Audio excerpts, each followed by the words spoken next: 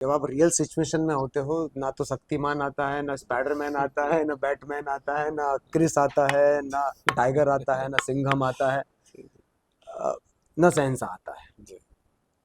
कोई नहीं आता है।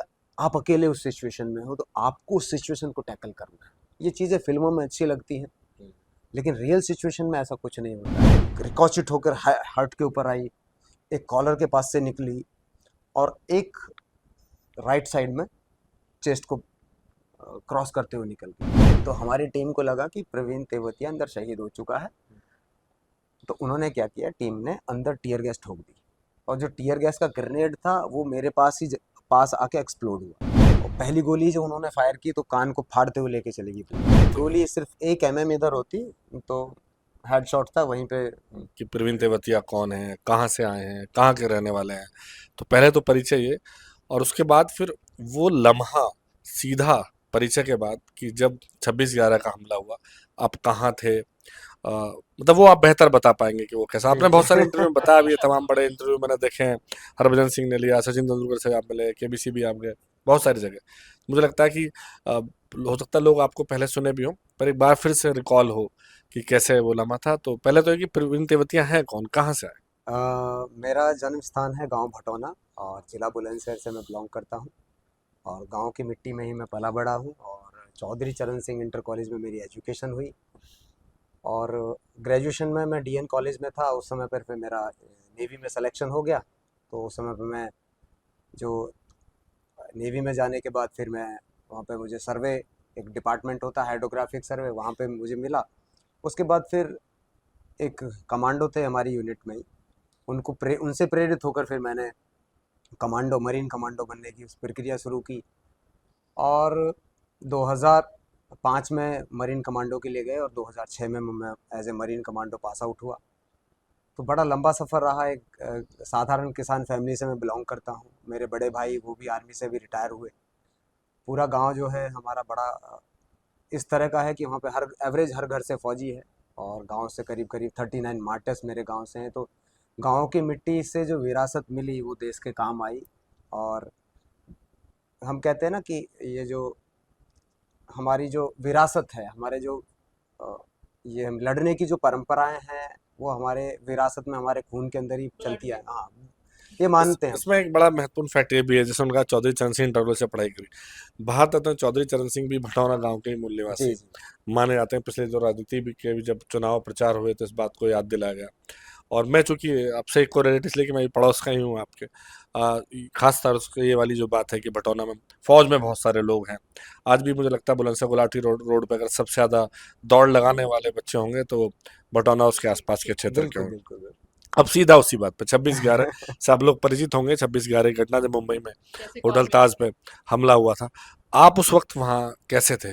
वो लम्हा जब पता चला तो वो कौन सा था। मैं उस समय पे अपनी यूनिट में ही था। और मैं 2 दिन पहले गुजरात से आया था, एक्सरसाइज चल रही थी।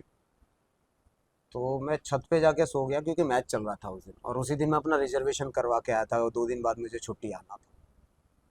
तो 8 बजे के आसपास ही मैं जो लियोपोल्ड कैफ़े है उसी के पास में ही था। और वहाँ से मैं निकला हूँ 8 बजे। 9 बजे वापस अपनी यूनिट में पहुँचा, फिर आया और खाना खाया और मैं जाके छत पे सो गया। तो 12 बजे से और 4 बजे तक मेरी नाइट शिफ्ट थी, ड्यूटी थी अर्ली मॉर्निंग तक।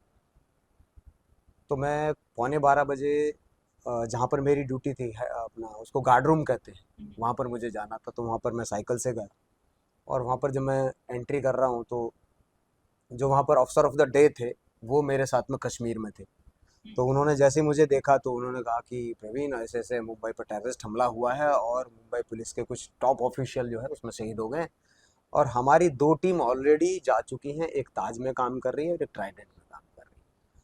तो अब तुम ये काम करो, फटाफट फटाफट जितने भी लोग यहाँ पर हैं उनको इकट्ठा करो, और 2 टीम और जाएंगी अभी, उसके लिए प्रबंध करो। तो मैंने जितने भी जो फैमिली मेम्बर्स थे मार्कोस के रहने वाले उनको फ़ोन किए। फिर एक छोटी यूनिट थी मैं NSWTTC। इसमें थोड़ा सा एक सवाल में, मार्कोस के बारे में थोड़ा बताइए, मार्कोस क्यों कहते तो Marcos stand for marine commandos. हैं। ओके।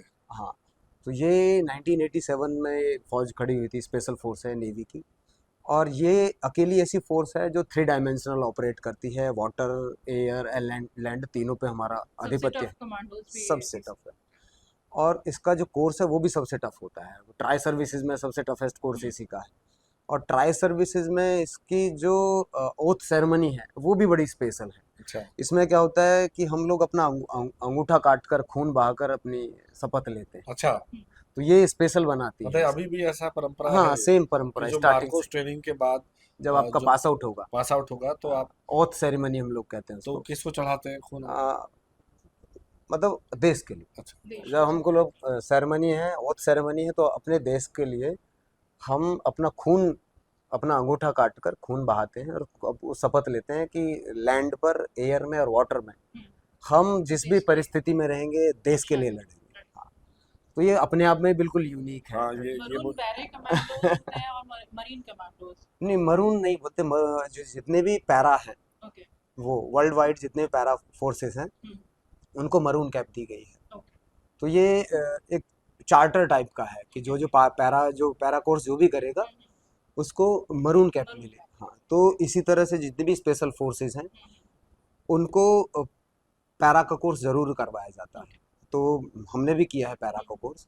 तो ये आपका मैंडेटरी पार्ट है। ओके जैसे मार्कोस का मैंडेटरी पार्ट एयर है, हाँ। उसी तरह से मैंडेटरी पार्ट आपका वाटर है। ओके तो पहले हमें गोताखोर बनाया जाता है, जी उसके बाद फिर मार्कोस जो स्पेशल फोर्सेस की ट्रेनिंग है वो होती है। उसके बाद जब आप वहाँ से पास आउट होते हो फिर आपको एयर की जो है पैराशूट की ट्रेनिंग वो दी जाती है। तो यहाँ पे तीनों आपका काम होता है, लैंड पर, एयर पर और आपका वाटर। तो तीनों के ऊपर हमारा आधिपत्य है, चाहे सबमरीन से जल हमारा थल और नभ वाह ये ना, सब। चाहे वो सबमरीन में हमारे जी एस्केप है या फिर आपका समुद्र में हमको अभी जंप करना है, कुछ भी करना है विद पेलोड के साथ में हमको, या फिर हम कहें कि हमें सारा इक्विपमेंट लेकर हम लोग सी में जा सकते हैं एक साथ ही। एनिमे टेरिटरी में कभी भी एंट्री वाटर के द्वारा है तो मार्कोस ही एंट्री करेंगे। अभी ये कुछ दिन पहले ही एक ऑपरेशन किया था गल्फ ऑफ एडन में, मार्कोस ने किया था। तो वहाँ पर सी में हमने लैंड किया था और वहीं पर हमने फिर ऑपरेट किया था, एक जहाज को छुड़ाया था अभी पिछले मार्कोस। दिनों जो यस यस, शायद यमन के यमन यमन गल्फ के ऑफ जो एडन, हाँ यमन गल्फ के ऑफ जो एडन है, आतंकी कहे डकैत कहे उन्होंने जो पायरेट्स, हाँ पायरेट्स ऐसा पायरेट्स पायरेट्स बोलते हैं। जी पायरेट्स बोलते हैं जी तो इस तरह की सारी बड़ी अच्छी ट्रेनिंग रही। और उस दिन फिर मैंने जितने लोगों को फ़ोन किया, फिर जी जो हमारे ओडी थे उन्होंने कहा कि भाई अब एक काम करो, जितने आगे जाओ और आप भी अपना आर्मर वगैरह इशू कर लो और वेपन इशू करो और आप भी जाओ। तो दूसरा था कि मैं और वो एक साथ कश्मीर में थे, तो मैं उनका बड्डी भी रहता था, आगे चलता था मैं आगे हमेशा। तो उन्होंने कहा कि यार, जिन लोगों को, टेररिस्ट को हम कश्मीर में ढूंढ रहे थे, जंगलों में ढूंढ रहे थे, वो आज हमारे घर पर हैं और इससे बड़ी अपॉर्चुनिटी हमारे पास नहीं होगी उनको मारने की और हमारे देश को बचाने की। तो हमारे पास तो हर एक चीज़ के लिए, कि मैं अभी भी किसी चीज़ को काम करता हूँ तो हर चीज़ को एक एज ए अपॉर्चुनिटी के साथ में काम करता हूँ। चाहे कुछ भी है, तो मैं ये सोचता हूँ कि एक नई अपॉर्चुनिटी आई है, नया चैलेंज आया है, तो चैलेंज हमेशा आपको चेंज की तरफ लेकर जाता है। एक अपॉर्चुनिटी है, आपको कुछ ना कुछ लर्निंग देकर जाएगी। अपॉर्चुनिटी का मतलब ये नहीं है कि आपको बहुत कुछ मिलने वाला है। अपॉर्चुनिटी का मतलब मैं ये समझता हूँ कि कुछ मिले ना मिले, लेकिन आपको लाइफ टाइम के लिए लर्निंग ज़रूर देकर जाएगी जी अपॉर्चुनिटी। जी चाहे आप उसमें फेल हो जाओ, चाहे पास हो जाओ, दैट डजंट मीन। जी तो मैं फिर गया आर्मरी में, अपना पूरा इक्विपमेंट इशू किए, तो वहाँ पे हेलमेट मिले नहीं, कम्युनिकेशन सेट मिला नहीं, अप्रोप्रिएट वेपन मिले नहीं, क्योंकि कुछ लोग अभी भी गुजरात में थे। और शायद ये सोचा भी नहीं गया होगा कि ऐसी जरूरत भी पड़ेगी नहीं, इन सब चीज़ों के बारे में हाँ कभी सोचा भी नहीं कि कि एकदम मुंबई में से, जरूरत पड़ेगी हाँ एकदम से हमको एकदम से ऐसा एकदम भी से तैयार ज़रूरत होना पड़ जाएगी। तो और ये तीनों ही चीज़ बड़ी इंपॉर्टेंट है, हेलमेट इंपॉर्टेंट है, कम्युनिकेशन सेट इंपॉर्टेंट है, आर्मर इंपॉर्टेंट है। तो ऐसी परिस्थिति में हमारी टीम गई थी और उस टीम को लीड मैंने किया। तो ये भी अपने मैं कहूँ कि ये भी हमारी मिट्टी की ही देन है, ये हमारी गांव की मिट्टी की देन है। ये मैं अपने गांव के लिए, पूरे हाँ क्षेत्र जी की, जी पूरे क्षेत्र देश में, में हाँ पूरे क्षेत्र में ये बुलंदशहर क्षेत्र पूरा इसी तरह जी वीरों का भरा हुआ है, मैं अकेला नहीं हूँ। और दर्शकों के लिए अच्छा हो सकता है इस पैनल में तीनों लोग जो बैठे हैं तीनों ही बुलंदशहर के रहने वाले तो वहाँ पर हम लोग गए, तो सबसे पहले मैंने एंट्री की और वहाँ पर फिर एक टीम गठित हुई। तो उसमें था कि अ, 150 से ज़्यादा लोग चैम्बर हॉल में फंसे हुए थे, उनको वहाँ से निकालना था। और टेररिस्ट जो थे वो वहां तक पहुंच चुके थे, हॉस्टेज सिचुएशन क्रिएट हो रही थी। उस हॉस्टेज सिचुएशन को बचाने के लिए हमारी टीम गई उसमें, तो उस टीम का मैं हिस्सा रहा। और जब मैं वहाँ पे पहुँचे, एलवे बोलो या लॉबी बोलो, तो पूरा का पूरा उसमें रोशनी थी और जो कमरा था वो पूरा अंधेरा था। तो सामने एक डोर था, आधा लकड़ी का था आधा शीशे का।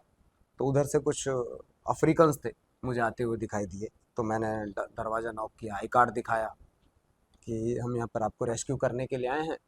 तो उन्होंने दरवाजे को खोलने की बड़ी कोशिश की, और तो दरवाज़ा खोल नहीं पाए क्योंकि दरवाज़ा अंदर से लॉक कर दिया था।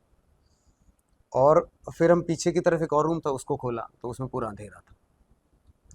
तो हमारे जो अधिकारी थे पीछे, उन्होंने कहा कि हम 4 ही लोग हैं बस, तो और 4 लोगों को लेकर आता हूँ मैं, तब तक तुम यहीं पे वेट करो, क्योंकि अंदर जो रूम है, हॉल तब तक है। आप 4 ही लोग थे। इनिशियली में 4 थे हम लोग, अलग अलग टीम बट जाती है फिर। तो तब तक गोलीबारी की आवाज आ रही नहीं, थी? अच्छा, तब तक नहीं आई तब थी। तक दूसरे जो पहले टीमें थी वो काम कर रही थी। लेकिन उस समय पर फिर क्या हुआ कि एक बड़े पत्रकार हैं, उनके पास में जो एमपी थे उस समय पर, उनका फ़ोन आया। नाम नहीं बताऊंगा मैं एमपी का भी और उनका भी नाम नहीं।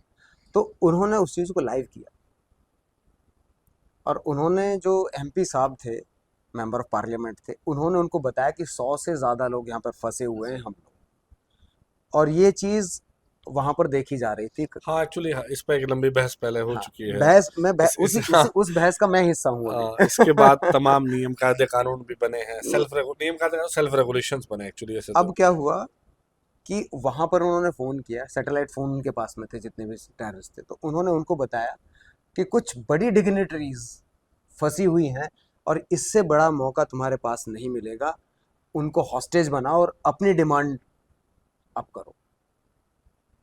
तो ये जो सिचुएशन थी, ये एक ही व्यक्ति की वजह से बनी। अगर वो व्यक्ति वहाँ पे लाइव नहीं करते और ये नहीं बताते कि इतने एमपी हैं, 4 एमपी हैं और इतने लोग हैं और ऐसे ऐसे, उन्होंने नाम भी बताया, उसने चैम्बर हॉल का नाम भी बताया कि चैम्बर हॉल में फंसे हुए।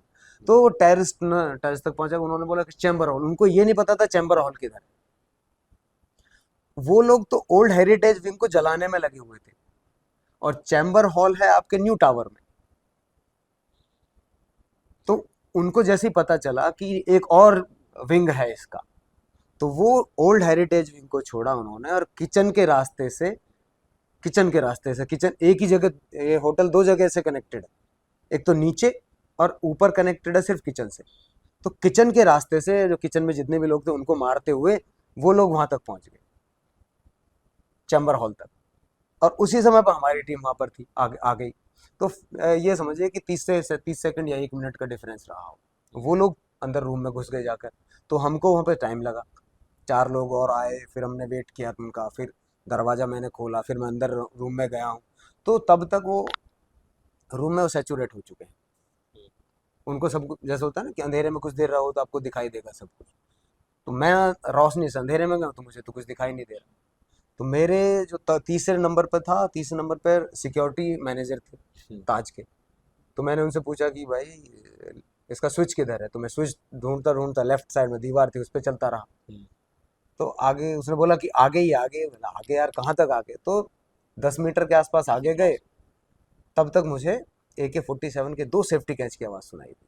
अच्छा। तो मैं समझ गया कि यहाँ पर 2 टेररिस्ट हैं, जबकि चारों टेररिस्ट उसी रूम के अंदर थे। आपको 2 का अंदाजा? 2 सेफ्टी कैच सुनाई दिए तो 2 हुए। तो मैंने अपने आप को सीज कर लिया, और जो मेरी पूरी टीम थी वो मुझे अकेला छोड़कर पूरी फॉल बैक हो गई, पीछे पूरे हट गई। पूरे पूरे पूरे दरवाजे से पीछे निकल हट गई। गई। हाँ। यहाँ से फिर फायरिंग शुरू हुई हमारी और टेररिस्ट के बीच में। करीब करीब 30 मिनट तक हमारी फायरिंग चली, और पहली गोली जो उन्होंने फायर की तो कान को फाड़ते हुए लेके चलेगी, पूरा का पूरा ग्रेस है ना। अगर आप देखेंगे तो जो हाँ, कान में अभी भी वो निशान है, कान ये मतलब पूरा लगभग आधा उखड़ गया था कान कान नहीं है तो जी। पूरा। तो तो ये इसकी 6 सर्जरीज हुई हैं इसकी। तो गोली आपके कान से पार हो हाँ, गई अगर जी। तो गोली सिर्फ 1 mm इधर होती तो हेडशॉट था, वहीं पे काम खत्म हो चुका होता। तो मैं उसके बाद मैंने भी 3-4 गोली फायर की, ट्रिगर पे उंगली थी वो मेरी। जो सेकंड्स होंगे, क्योंकि वो friction of fraction of second, seconds का फ्रिक्शन ऑफ काम है। सेकंड का काम। तो वो सन जो हम सोचते हैं कि सन की जो आवाज कान से निकली होगी, तो तब डर लगा या लगा कि हमको काउंटर अटैक करना चाहिए, या मन में मतलब क्या नहीं, क्या बात? काउंटर में ये हुआ ना, ट्रिगर पे उंगली थी, जी तो 3-4 गोली मुझे पता है, 3-4 गोलियां चली हैं मेरे। जी। और उसके बाद मुझे कुछ नहीं पता। हम्म, उसके बाद जब मैंने खुद को पाया तो मैं फ्लोर पे पड़ा हुआ था हम्म, और खून जो था गरम गरम खून गर्दन के पास से निकल रहा था। हम्म, तो वो फील हो रहा था खून, और जलन इतनी ज़्यादा हो रही थी, बहुत ज़्यादा, अनबियरेबल कहो उसको। हम्म, लेकिन सिचुएशन की ग्रेविटी ये थी कि अगर मैं कोई भी साउंड क्रिएट कर रहा हूँ तो एनिमी वहीं पर है। अगर मैं कोई भी साउंड, भयानक उसको ये पता चल जाएगा कि ये इंजर्ड हो चुका है। मतलब जो दर्द की सिसकी आवाज आनी कुछ चाहिए वो भी आपने वो कुछ भी नहीं सबको मैंने दबा के सब पिया, और जो कारपेट था उसके अंदर पूरी इस वाले हाथ की वेपन छोड़ा मैंने, हाँ, और इस हाथ को पूरा कारपेट में से दबा के रखा। हाँ, और फिर मैंने एनालाइज किया पूरे एरिया को, फिर वहाँ पे लेटा रहा। तब तक मैंने देखा कि कहाँ पे क्या चीज़ है। हम्म, फिर मैं देखा कि लेफ्ट साइड में, मेरे पीछे की साइड में एक सोफ़ा है, और सोफ़े के बीच में और दीवार के बीच में थोड़ी सी जगह है। हम्म। तो मुझे लगा कि मैं यहाँ पे कवर ले सकता हूँ। तब तक मैं ओपन में बैठा हुआ था। अच्छा, अब तक ये अब बता तक मैं अंधेरे, चेयर चेयर ये के पूरी सिचुएशन अंधेरे की है, सब कुछ अंधेरे की, अभी तक अंधेरा है। सब। जो टेररिस्ट हैं वो भी उसी रूम में किसी कोने में हैं, बस बस, आप भी एक साइड में हैं, और नहीं पता कि नहीं वो पता, भी खुले में है या कहाँ पे हैं, और उनका आप कुछ भी हो। पता नहीं चल रहा है, वो अच्छा, छिपे हुए हैं क्योंकि जी, उन्होंने देख लिया पूरा रूम। जी, जी, तो फिर मैंने वेपन को थाई पे रखा और खिसक खिसक के मैं सोफे और दीवार के बीच में जाके मैंने अपने आप कवर ली, और तब मैंने देखा कि चोट कितनी है। अब देखते हैं। हम्म, तो देखा, महसूस किया पूरा पूरा मांस का पूरा लोथड़ा, डैमेज। पूरा लोथड़ा है, लटका हुआ है, और पूरे हाथ खून में गीला हो गया, पूरा कान तो गायब ही है। हम्म, फिर वही बात है कि ईश्वर का धन्यवाद किया कि बच गए। हम्म। हाँ, वो जो आप कह रहे बच हैं कि गए, MM हाँ, का। 1 mm इधर है तो आपका अगर मैं भी किसी को गोली मारूंगा, पहली गोली मैं हेड शॉट ही लूंगा। जी, जी, मैं और कोई, मैं शॉट ही नहीं लूंगा, सबसे पहला शॉट हेड शॉट है। हम्म, तो मैं उस शॉट से बच गया हूँ, तो इसका मतलब यह है कि मैं अभी और लड़ाई लड़ सकता हूँ। तो फिर मैंने फायर ओपन किया उनकी तरफ पूरा। तो मैं सिंगल शॉट में फायर कर रहा हूँ, तो उनकी तरफ से पूरा बस तो में ये इस बार मतलब रैंडम शॉट था या कुछ कैलकुलेशन करके? कैलकुलेशन की, जहाँ से साउंड आया था उधर की तरफ ही मुझे गोलियां चलानी थी। प्लस अभी क्या हो रहा है कि फ्लैश दिखाई दे रहा है गोली चलने का, मुझे फ्लैश दिखाई दे रहा है, तो मैं जहाँ से मुझे फ्लैश आ रहा है मैं वहीं पे गोली मार रहा हूँ। मार नहीं सकते उनको क्योंकि वो भी छिपे हुए हैं। तो काफ़ी देर तक ऐसे ही हमारा चलता रहा। तो फिर मैंने सोचा कि ये ऐसे नहीं मरेंगे, अब यहाँ पर एक और बलिदान आपको देना है। तो मैंने, डिस्टेंस ज़्यादा है नहीं, 10 से 12 मीटर है। तो फिर मैंने अपना ग्रेनेड निकाला कि मैं देख रहा हूँ मेरी टीम में से अंदर कोई भी नहीं आया अभी तक, पूरी टीम बाहर है, हम्म, और जो भी निर्णय लेना हो मुझे लेना है। मेरे पास कम्युनिकेशन सेट है ही नहीं कि मैं बता सकूँ मैं जिंदा हूँ कि मर गया हूँ। तो फिर मैंने क्या किया कि लाइक, अब और कितना लड़ूंगा मैं इनसे। हम्म। तो फिर मैंने क्या किया, अपना ग्रेनेड निकाला, वो ईश्वर का नाम लिया। मतलब आपने तय किया कि इस वक्त अगर मुझे अपनी जान अपनी देके जान देनी पड़े, इन आतंकियों को मारा जाए, बिल्कुल बिल्कुल। तो ये मतलब यही एक अंतिम एक और फैसला कुछ है। था भी नहीं मेरे पास, कोई और ऑप्शन तब नहीं था। आपने सोचा ग्रेनेड, हाँ, तो ऑप्शन नहीं वो था। कुछ और क्षण बताएंगे? आपकी शादी हो चुकी थी तब तक? शादी हो चुकी थी। तो याद आया पत्नी बच्चों नहीं, का कुछ नहीं, चेहरा? कुछ सिचुएशन में लगा? है तो कुछ याद अच्छा, नहीं आता। कुछ नहीं आया, कुछ माँ याद नहीं, बाप अब घर ब्लैंक हो। परिवार? अब ब्लैंक हो, मोबाइल जेब में है आपकी, हम्म, स्विच ऑफ करके रखा हुआ है, सारी चीज़ें हैं, घड़ी थी, घड़ी भी हम्म। पॉकेट में है। तो सारी चीज़ें हैं, आई कार्ड है, सब कुछ है। नहीं, उस वक्त लेकिन आपको, कुछ ऐसा ध्यान नहीं आया था वो कि घर, टारगेट। वो कि टारगेट इम्पोर्टेंट है, नहीं, वो वो क्षण दिमाग में नहीं, अच्छा इम्पोर्टेंट है, नहीं आया नहीं कि आता, कुछ नहीं ये आता। तय आया कि अब यही बचा है यही है कि आप अब। ग्रेनेड बस्ट करिए, और और मैं ये भी मान, तीनों तीनों या हाँ, जो भी मैं जितने लोग हैं। ये मानता भी हूँ कि जब भी जो भी काम करो और जिस सिचुएशन में भी रहो, आप 100% रहो। आप अगर वहाँ पे 100% हो तो आपकी गलतियाँ नहीं होंगी। अगर अब मैं वहाँ पर फैमिली के बारे में, परिवार के बारे में सोचूंगा, तो मैं मिस्टेक्स पे मिस्टेक करता चला जाऊंगा, गलतियों पे गलती होंगी, और गलतियों की सज़ा जो है वो ये होगी कि आपकी डेथ है। एक गलती, एक छोटी सी मिस्टेक आपकी पूरी टीम को लेकर डूब जाएगी। एक चीज़ और बीच में बता, प्रवीण जी आजकल मोटिवेशन स्पीकर भी हैं, तमाम जगह लेक्चर और कोर्सेज में भाग लेते हैं। मुझे लगता है इससे ज़्यादा मोटिवेशन कोई क्या दे पाएगा किसी और साथी को, कि जब आप ये तय करें कि मेरे पास खुद की जान देने के अलावा कुछ है ही कोई नहीं, और ऑप्शन विकल्प नहीं ऑप्शन है, है वो ही भी नहीं देश के आपके लिए। पास। मुझे लगता है कि ये अपने आप में वो जज्बा, वो जो सोच जो आप कह रहे हैं, जैसे कि खासतौर से ये वाली बात मुझे बड़ी अच्छी लगी, आपने कहा कि अगर कुछ और भी सोचता उस वक्त, परिवार को याद करता, तो शायद गलतियां होने की संभावना गलतियाँ होने की संभावना बढ़ जाती। तो उसके बाद आपने ग्रेनेड निकाला? है। तो मैंने ग्रेनेड निकाला और पिन खींचा, और मैंने ग्रेनेड फेंक दिया फेंक दिया। उसी कमरे में, मान हाँ, लीजिए? उसी कमरे में। तो दो ठप्पे मुझे उसके, दो साउंड सुनाई दिए, पहला और दूसरा। नहीं तो क्या होता है, ग्रेनेड रोल कर जाता है। हाँ हाँ रोल कर जाएगा तो रोलिंग का साउंड अलग आएगा, रुकने का साउंड अलग आ जाएगा, तो दो साउंड बिल्कुल परफेक्ट आवाज ओके। अब खत्म होने वाला है ऑपरेशन। हाँ, तो मैंने लाइक अब अपनी सेफ्टी भी आपको देखनी है, मरना है लेकिन एटलीस्ट आपके पास में 1% चांस तो है कि बच सकते हो। हम्म, तो मैंने क्या किया, अपने सर को कवर किया पूरा, कि जो पूरा ब्लास्ट होगा वो लगेगा हम्म, तो एटलीस्ट मेरा सर और ये फेस बच जाएगा। तो मैंने काउंटिंग की एक से 10 तक, और जबकि जनरली 7 सेकंड में ग्रेनेड फट जाता है। हम्म, तो 10 सेकंड कंप्लीट हो गए तो मुझे पता चल गया ग्रेनेड नहीं फटेगा। और उस समय पे इतना, आप कह सकते हो इतने जो लोग इस ग्रेनेड को बनाते हैं, जो साइंटिस्ट काम करते हैं डीआरडीओ में काम, अनफॉर्चुनेट काम करते हैं, मैं कहता हूँ मम्मी कसम इतना गुस्सा है, इतनी गालियां दी मन मन में मैंने बैठे बैठे उस जगह पर, कि एक अगर ये ग्रेनेड आज फट जाता मैं मर जाता, लेकिन ये ऑपरेशन खत्म हो चुका होता आज। कि एक इम्पोर्टेंट मिशन पे आप हैं एक और इम्पोर्टेंट ठीक है। मिशन, आप एक ऐसी सिचुएशन में हो कि जहां पर पूरे देश की निगाहें, पूरे देश की आशाएं आपसे जुड़ी हैं, और आप इस वजह से फेल हुए क्योंकि इक्विपमेंट फेल हुआ। आप फेल नहीं हुए, आपका इक्विपमेंट फेल हुआ। इसलिए जितनी भी स्पेशल फोर्सेस इंडिया में हैं, वो कोई भी इंडियन ओरिजिन का वेपन यूज ही नहीं करते। हालांकि अलग बहस है, मैं इस पे अभी मैं नहीं, ये बताना मैं चाहूंगा नहीं आपको, जाता इस पे। क्योंकि जी अब वहां पर आप फंस गए हो, जी तो एक सैनिक की जान दांव पे लगी है वहां जी पर, किस एक की गलती की वजह से। तो दबा के मन में गालियां दी, लेकिन अब ये सोचा कि अब क्या करूं, जी। नेक्स्ट मूव क्या है। तो नेक्स्ट मूव में वही गोलियां चलाई। तो उधर से जब आपने ग्रेनेड, उधर से कोई आहट नहीं हुई? उधर से उन्होंने कोई आहट नहीं की, जी एकदम शांत।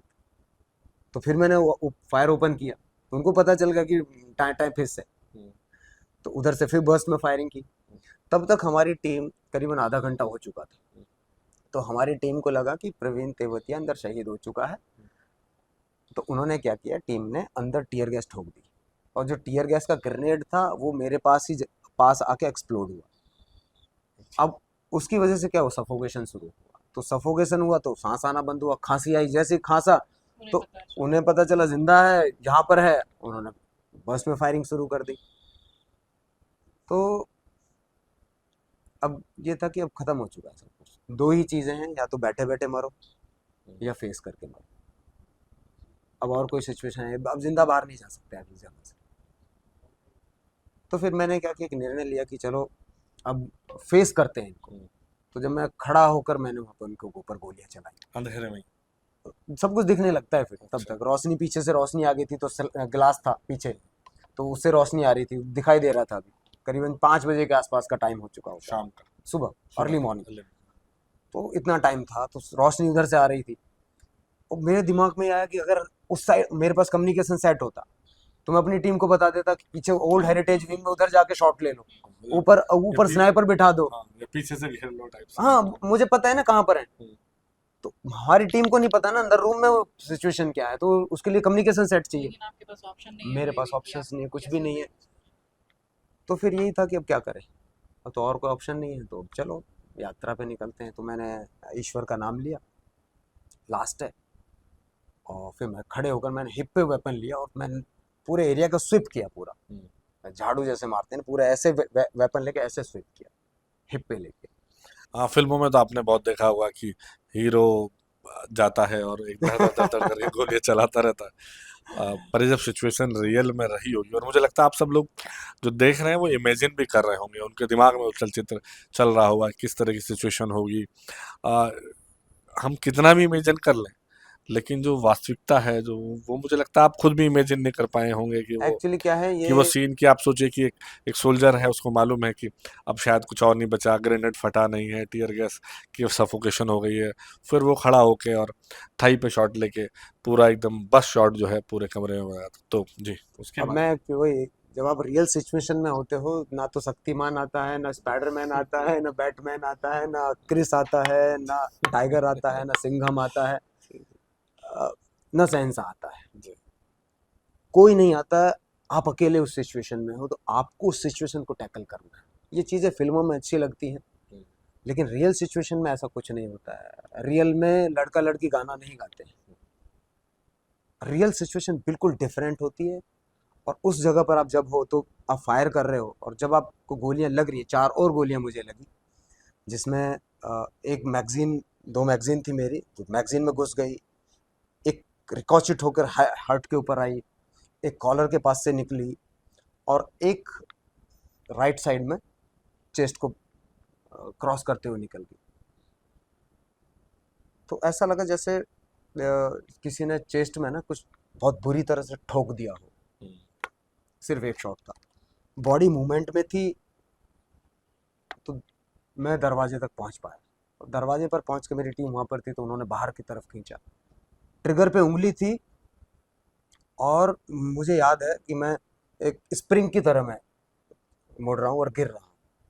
वेपन नीचे है, ट्रिगर पे उंगली है, एक गोली और फायर हुई, मेरे हाथ से फायर हुई उस जगह पर। उसका निशान आज भी उस कॉरिडोर में, आज भी उस गोली का निशान है ताज में। उस टेररिस्ट पे जो चलाई उसका शायद नहीं मिलेगा, लेकिन उस कॉरिडोर में जो मेरी याद चली गोली, उसका मुझे याद है। फिर मुझे दोबारा होश तब आया जब कैमरे की फ्लैश लाइट मेरी आंखों पे पड़ी, तो मुझे दरवाजे से निकाल रहे थे नीचे और एम्बुलेंस में डाल रहे थे। तो तब मैंने अपना, हाथ में मेरे वेपन था, जो सिचुएशन में मैं था, तो वेपन को उठाया तो हाथ उठा नहीं, आंखें खोलने की कोशिश की, आंख खुली नहीं, कुछ बोलने की कोशिश कर रहा हूँ, बोल पाया नहीं।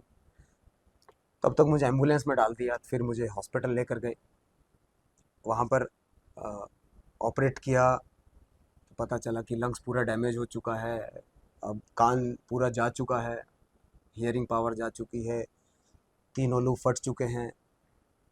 अब बस 3-4 दिन के मेहमान हो। मेरे बड़े भाई थे, उनको घर से बुलाया, फिर उनको बताया कि 3-4 दिन का मेहमान है भाई, वो बचेगा नहीं, क्योंकि लंग्स पूरा डैमेज हो चुका है। सर एक ये भी है कि जब आप डिफेंस ज्वाइन करते हैं तो एक ये रहता है कि इस तरह के जो मोमेंट होते हैं या कोई भी है कि टारगेट से इस तरह से सामना करने का एक ख्वाब भी दिमाग में कहीं ना कहीं होता होगा कि यार इस दिन का तो मुझे इंतजार था, आज मुझे खुद को प्रूव करना है। तो ये चीज़ उस टाइम पे दिमाग में थी। नहीं, आपको अगर आप इस तरह की सिचुएशन में हो तो ऑटोमेटिकली आप प्रूवन हो, हम्म, आपको अलग से प्रूव करने की जरूरत नहीं है। आप एक सैनिक को उसके अम्युनिशन दे दो, वो अपने आप को प्रूव करेगा, हमेशा वो बेस्ट करने की कोशिश करता है अपनी। हम्म, और तो मैं ये कहूँगा कि उस समय पर मैं आज भी ये सोचता हूँ, अगर मेरे पास में सारे इक्विपमेंट होते तो ये ऑपरेशन कुछ और होता। उसके बाद फिर ये कुछ इसमें चीज़ें आई इसमें हैं। एक कहानी ये रही कि उन टेररिस्ट का क्या हुआ? एक टेररिस्ट को मैं मार पाया उसमें से, और वो टेररिस्ट क्या हुए, जब सफोकेशन ज़्यादा होने लगा तो वो किचन के रास्ते से ओल्ड हेरिटेज विंग में वापस चले गए। तो इस वजह से पूरा जो टावर विंग है वो पूरा सेफ हो गया, वो पूरा बच गया। नहीं तो ये टावर विंग को भी आग लगा देते फिर। तो और टावर विंग क्या लंबा बड़ा है, तो वो कवर हो नहीं पाता इतनी आसानी से, वो तो 6 फ्लोर ही है वैसे उसके तो अंदर फिर आप है। कितने दिन हॉस्पिटल में रहे इसके बाद? 1 महीने में हॉस्पिटल में रहा, और 19 दिन तक मैं आईसीयू में रहा। और 4-4 मतलब मुझे जब खड़ा करते थे तो मुझे 3-4 लोग खड़ा करते थे, लाइक ड्रेनेज वगैरह भी थे, सब साथ में लगते थे, पीछे से पकड़ते थे, आगे से, तो थोड़ा सा मूवमेंट चलाने की कोशिश करते थे, लेकिन कोई जिंदगी से इतना, मतलब लगता था कि यार अब मरे कल कब मरे। लेकिन कहते हैं कि ईश्वर की देन है शायद, ये दूसरा दूसरा जीवन जो मुझे मिला। और मुझे जहाँ तक लगता है कि ये भी था कि डॉक्टर्स ने बोल दिया था कि अब आप अपने यस, बचेंगे पैरों नहीं। पे नहीं चल पाएंगे। फिर बच गए तो उन्होंने फिर मुझे बुलाया, तो उन्होंने पूरा एक्सरे वगैरह जो भी कैरी किए थे, सीटी स्कैन जो भी किए थे, उन्होंने फिर मुझे बताया, दिखाया कि तुम्हारा जो सर्वाइवल है वो मिराकल है। और जब फिर मार्च में मैं डिस्चार्ज हुआ हॉस्पिटल से पूरा सारी चीज़ें करके, तो उन्होंने बताया कि अब ज़िंदगी में तुम कभी दौड़ना मत, कभी स्विमिंग मत करना, कभी हार्ड वर्क कहें कि थोड़ा बहुत भी उसे करने का प्रयास मत करना। प्लस इसके साथ साथ तुम्हारी जो लाइफ है ना, वो भी बहुत छोटी हो गई है। मुश्किल से उन्होंने बोला कि मुश्किल से 40 आप टच कर पाओगे, मुश्किल से। तो आप इतनी सारी चीज़ें नेगेटिविटी साथ में लेकर जाते हो अपने। तो अभी आप कितने को हो गए? हाँ, मैं 40 अगले, तो पार कर गया, मैं आपकी एग्जैक्ट नहीं उम्र अभी है। अगले महीने 39। अच्छा। आ, प्रवीण तेवतिया जी को का जो उनका अदम्य साहस था, इसके लिए भारत सरकार ने उनको सौर्य शौर्य चक्र। चक्र से नवाजा भी। और तमाम डॉक्यूमेंट्रीज में, तमाम चीज़ में उनकी ये कहानी लोगों ने सुनी भी, आज आप भी सुन रहे हैं। तो शौर्य चक्र विजेता प्रवीण तेवतिया अब क्या कर रहे हैं? अभी प्रवीण तेवतिया देश का पहला डिसेबल आयरनमैन बना। हम्म, आज तक के इतिहास में पहला सैनिक हूँ जिसने डिसेबल होने के बाद में मैराथन दौड़ कर दिखाया 42 किलोमीटर। पहला disabled soldier with one lung जी। लद्दाख में 72 किलोमीटर खरदुंगला चैलेंज करके दिखाया। हाँ, ये दोबारा एक्चुअली विद वन लंग इसलिए बीच में जो बात रह गई थी कि जो सर्जरीज थी, जो इलाज था, उसमें एक फेफड़ा पूरी तरह से पूरी तरह डैमेज। डैमेज हो गया, खराब हो गया, और डॉक्टर्स ने तभी सलाह दी कि आप दौड़े नहीं, कुछ नहीं किया। बिल्कुल तो आप 72 किलोमीटर 72 लद्दाख खरदुंगला लद्दाख में। चैलेंज, 39 किलोमीटर अप हिल और 33 किलोमीटर आपका डाउन हिल। ये जी। मैंने 2017 में किया। 2018 में विश्व की सबसे कठिन प्रतियोगिता होती है जिसको कहते हैं आयरनमैन ट्रायथलॉन। हम्म, तो उसमें मैं पार्टिसिपेशन के लिए साउथ अफ्रीका गया और वहाँ भी जाके मैंने इसमें 3 इवेंट इसमें होते हैं ट्रायथलॉन में, आयरनमैन में। 3.86 kilometre swimming, 180 kilometre cycling and 42.2 kilometre run, back to back तीनों इवेंट आपको साथ में करना। तो ऐसा करने वाला भी मैं ट्राई सर्विसेज में पहला व्यक्ति हूँ। आज तक के इतिहास में मैं बात करूँ डिफेंस के, तो पहला व्यक्ति बना, पहला सैनिक जिसने डिसेबल, मतलब हम लोगों को कहते हैं कि जो बंदा गिर जाता है, लंगड़ा घोड़ा हम लोग वो उसको कहते हैं वहाँ पर, लंगड़ा घोड़ा या किसी काम का नहीं है। तो मुझे बड़े बड़े टॉन्ट वहाँ पे मारा करते थे। तो मैंने डिफेंस में रहते हुए ही मैंने मैराथन शुरू की, किसी और की बिब लेकर मैं जाता था दौड़ने के लिए। तो एक चाहत हुई कि नहीं यार, जिंदगी जो बची है ना उसको एक लेवल पर जीना है, एक तरीके से जीना है। मरना तो सबको एक दिन है, चाहे आप गोली खाकर मर रहे थे देश के लिए, चाहे आप एक साधारण मौत मरोगे। तो we are here for the death. जन्म हुआ है तो जन्म से अगर हम लास्ट तक का लगाएं, ना तो जन्म मेरे हाथ में था और ना मृत्यु मेरे हाथ में है, लेकिन बीच वाला जो पीरियड है वो प्रवीण तेवतिया का, वो मेरे पास में है। तो मैं उसको फुली जीना चाहता हूँ और पूरा जीता हूँ मैं उसको। मुझे ना तो कोई डर रहता है ना कोई घबराहट रहती है। उसके बाद भी अ, अभी लास्ट सितंबर में मेरा हिट एंड रन केस हुआ, पूरा एंकल टूट गया, फिबुला टूट गई। तो डॉक्टर ने कहा, इसको ऑपरेट किया, उसमें स्क्रू डाले। डॉक्टर ने कहा कि 4 महीने तक पैर पे वजन नहीं देना है, 4 महीने तक। 18 सितंबर को एक्सीडेंट हुआ और 21 जनवरी को मैं 42.195 किलोमीटर मुंबई मैराथन में पार्टिसिपेट किया और सक्सेसफुली कंप्लीट करके 5 घंटे और 54 मिनट में ख़त्म करके मैं आया। तो एक शब्द आता है, हम कहते हैं बिलीव इन यू। कहना आसान है, उसको ग्राउंड पर उतार कर स्वयं के ऊपर विश्वास करना आसान नहीं, उसको जीना, इम्प्लीमेंटेशन आसान नहीं। हम जितने मोटिवेशन स्पीकर हम लोग कहते हैं यू कैन, वो अगर यू कैन कहते हैं तो मैं कहता हूँ वो अगर आपको यू कैन कहते हैं तो कहते हैं, लेकिन मैं आपको हाउ यू कैन बता सकता हूँ। दोनों में डिफरेंस ये है, एक किताब पढ़कर यू कैन कह रहा है, एक स्वयं को जानकर कह रहा है हाउ यू कैन। तो ये डिफरेंस है। उसके बाद मैंने दिसंबर में जब मैं हॉस्पिटल में चक्कर काट रहा था, उस समय पर मैंने निर्णय लिया कि अब मैं एक और आयरन मैन करूँगा, एक और कठिन प्रतियोगिता में दूंगा जिंदगी की। और मैंने ऑस्ट्रेलियन आयरन मैन जो कि 5 मई को इवेंट था, तो दिसंबर से सिर्फ मेरे पास 4 महीने हैं अपने आप को तैयार करने के लिए। उसमें मुझे स्विमिंग भी तैयार करनी है, उसमें मुझे साइकिल भी तैयार करनी है, उसमें मुझे 42.195 का किलोमीटर का अपने आप को तैयार करना है, इतने बड़े इवेंट के लिए तैयार करना है। और टांग टूटी, एंकल टूटा हुआ है और थोड़ा सा ज़्यादा करती है उसमें स्वेलिंग आ जाती है। लेकिन मैंने निर्णय लिया कि नहीं, मुझे करना है चाहे कुछ भी हो जाए। और 5 अप्रैल में मैं ऑस्ट्रेलिया गया और ऑस्ट्रेलिया आयरन मैन मैंने 16 घंटे और 24 मिनट में ख़त्म करके 4th कॉन्टिनेंट में मैंने आयरन मैन किया। क्या हुआ? तो ये मोटिवेशन कहाँ से मतलब आता है? जस्ट और नोइंग योरसेल्फ। बहुत सारे आज की अगर यूथ की बात करें तो यूथ में सबसे ज्यादा मोटिवेशन की कमी होती है। हर कोई कोशिश करता है कि मैं ये वीडियो देख लूं या मैं ये किताब पढूं, तो वो कहीं ना कहीं कंफ्यूजन में रहते हैं। तो उन उन लोगों के लिए आप क्या कहना चाहते हैं? हमने क्या किया हुआ, मोटिवेशन को जो शब्द है उसको ओवररेटेड किया हुआ है। और जो 2 शब्द और मैं बताऊंगा, जिसका नाम है डिसिप्लिन एंड सेकंड नाम है कंसिस्टेंसी। वैसे मैं एक चीज और जोड़ूंगा, अभी जो डिम्पल कह रही थी, एक्चुअली पिछले कुछ दिनों में देखा गया कि सुसाइडल टेंडेंसी बहुत बढ़ गई है। बड़े बड़े काबिल लोगों ने ऐसा किया, होनहार छात्रों ने ऐसा किया, बड़े बड़े इंस्टीट्यूशन में पढ़ने के बाद ऐसा किया। तो एक चिंता है ये देश की भी और हम सब की, कि जो हमारी युवा पीढ़ी है वो कितनी आसानी से गिव अप कर दे रही है। तो मुझे लगता है ये आखिरी 2 मिनट आपके इस इंटरव्यू के सिर्फ उन लोगों के लिए, अगर आप कभी आपके मन में ख्याल आए कि मैंने कुछ लूज कर दिया या मैं अपनी जान देना चाहता हूँ, तो प्रवीण तेवतिया की वो कौन सी बात है जो उनको जिंदगी जीने के लिए दोबारा प्रेरित कर देगी?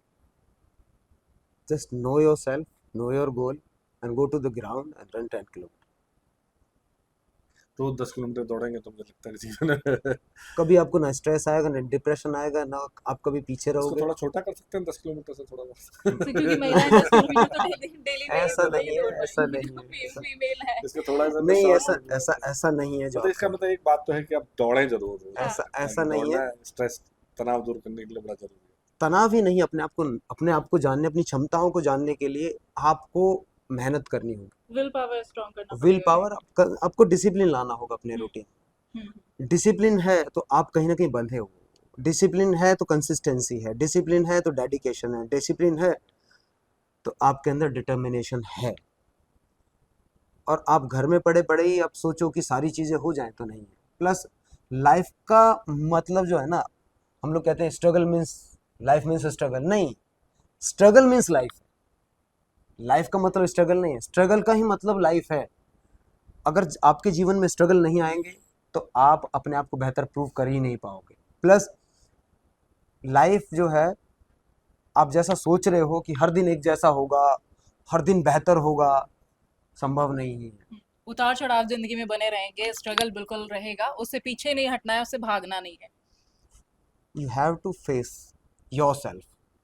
आपको किसी और को फेस करने की ज़रूरत ही नहीं है। अगर आप स्वयं को फेस करना शुरू कर दोगे तो आप अपने आप के बारे में जानोगे। तो मैं आज दूसरों को जानने से पहले मैं खुद को जानना चाहता हूँ, और जब मैं खुद को जानता हूँ तो लगता है कि ये भी बचा हुआ है, ये भी बचा हुआ है, ये भी बचा, ये भी कवर करना है, ये भी कवर करना है। मुझे लगता है कि अब हम डिम्पल आई थिंक विराम देंगे इस बात को, पर जो मैं इतनी देर में मैं मोटिवेट हुआ हूँ कि आप सोचिए कि वो पल जब आप ये सोच रहे हो कि ग्रेनेड फटेगा, आप की जान जाने वाली है, वो पल जब आपको एक बड़ा AK-47 का बस्ट आपके कान के बराबर से निकला, और वो पल जब 5-6 गोलियां आपके शरीर को चीर रही हैं, तो इसके बाद तो शायद कुछ नहीं दिखता होगा, पर उसके बाद आप आयरन मैन में हैं, आप साउथ अफ्रीका में हैं, आप ऑस्ट्रेलिया में हैं, आप मैराथन अमेरिका अमेरिका में हैं, आप मैराथन दौड़ रहे हैं, आप अपने गांव में भी हैं पहले भी, एजुकेशन के लिए भी आप अपने गांव के बच्चों का। और अभी आज अच्छी बात यह है जो बात हुई कि तेवतिया जी पढ़ने लिखने के शौकीन है, तो आज LLB का एग्जाम भी देखे आए हैं। तो मुझे लगता है जब कभी लगे कि जिंदगी में इसके बाद क्या बचा है, तो उस लम्हे को जरूर सोच रहे हैं जब एक सोल्जर ने ग्रेनेड फेंका होगा सोच के कि आखिरी पल है, और उसके बाद ज़िंदगी कितनी हसीन है, कितनी खूबसूरत है, और कितने दूसरे को मोटिवेशन देने के लिए। मैंने अभी इनसे भी पूछा कि गांव में जाते हैं तो कैसा करते हैं, वहाँ के तमाम युवा किसी भी गांव के देख रहे होंगे तो इस बात से ज़रूर गौरवान्वित हो रहे होंगे कि हमारे बीच का एक भाई, हमारे बीच का सड़क पे दौड़ने वाला लड़का जो सामान्य सेना में हम लोग मेरिट बिल्कुल मेरिट सामान्य। बुलंदशहर के तौर पे तभी सोचा भी नहीं होगा हम मार्कोस होंगे, है ना, तब तो ये लगा फौज में बस कैसी भर्ती हो जाए, अपॉर्चुनिटी वहाँ पे जाके ही अपॉर्चुनिटी आपको वो मिलती है। वहाँ पे मिलती है। तो वैसे तो बहुत सारी बातें हो सकती है, मुझे लगता है इसको हम दूसरी सीरीज में भी डिम्पल कभी दोबारा करेंगे, पर जो मैंने जो सीखा वो यही कि जब लगे कि ज़िंदगी में आखिरी लम्हा है, तो एक बार प्रवीण तेवतिया जी के उस लम्हे को जरूर सोच लें कि जब उन्होंने ग्रेनेड फेंका होगा, और ज़िंदगी को नए सिरे जीने की सोचें। बहुत बहुत शुक्रिया प्रवीण जी आपका। डिम्पल का भी बहुत बहुत शुक्रिया, इसलिए कि डिम्पल ने प्रवीण जी से मिलाया था। नमस्कार। अगर आप ये वीडियो YouTube पर देख रहे हैं तो हमारे चैनल को सब्सक्राइब करें और बेल आइकन को दबाना ना भूलें। अगर आप Facebook पर ये वीडियो देख रहे हैं तो हमारे पेज को लाइक करें।